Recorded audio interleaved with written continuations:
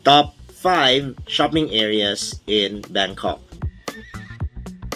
What's up mga kanaisers? Sa araw na ito, I will be sharing my top 5 recommended shopping areas when you go to Bangkok. One of the reasons bakit tinatangkilik ng mga turista ang Thailand ay dahil sa sobrang daming outlets or sobrang daming places kung saan ka pwedeng makabili ng damit at beauty products na pwedeng ipangpasalubong or for personal use. Sa murang halaga, magandang kalidad, siguradong swak na swak ito para sa inyo.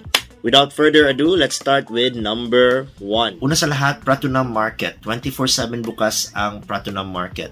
Mag-close man ang mga shop kapag gabi, magbubukas naman ang street night market. Pwede ka makabili ng wholesale at retail dito. Good quality at sobrang daming choices. Sa lawak ng Pratunam Market, pwede ka mag-shopping ng buong araw and of course, baka hindi ka pa matapos sa sobrang daming makita.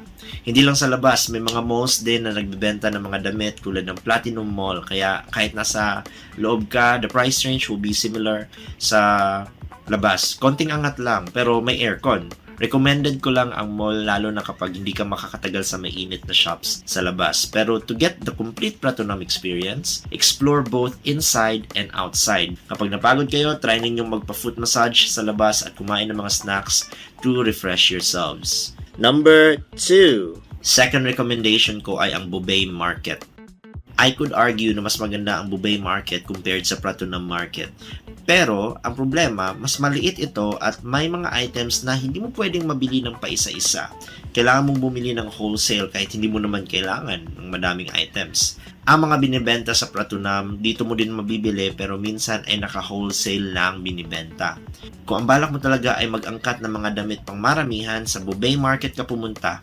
Sa madaling araw may mga night market or stalls na nabukas. Pero sa umaga, bukas ang Bubay Tower kung saan makakita ka ng mga shops inside the mall. So, it's up to you anong gusto mong oras pumunta. Number 3. Third recommendation ko ay ang Chatuchak Market. Maganda ang Chatuchak Market at sobrang daming benta, pang pets, pang hobbies at pang personal things. Pero hindi bukas ang lahat ng shops araw-araw. Bukas lang ang marami sa mga shops kapag Friday, Saturday or Sunday. Isa ang Chatuchak Night Market sa pinakamalaki sa mundo pero weekend lang ito bukas kaya hindi mo ito pwedeng mabisita kapag limitado ka sa araw. Kung gusto mo talagang pumunta doon, plan your trip well. Number 4. Fourth recommendation, Jailing Shopping Mall. Nakapunta na ako dito at marami akong mga nakitang mga beauty products or even food products, chocolates na pwedeng pang pasalubong at iba-iba pa. Medyo malayo na siya sa center ng Bangkok pero kung maramihan ang gusto mong bilhin, then this is a good place to go.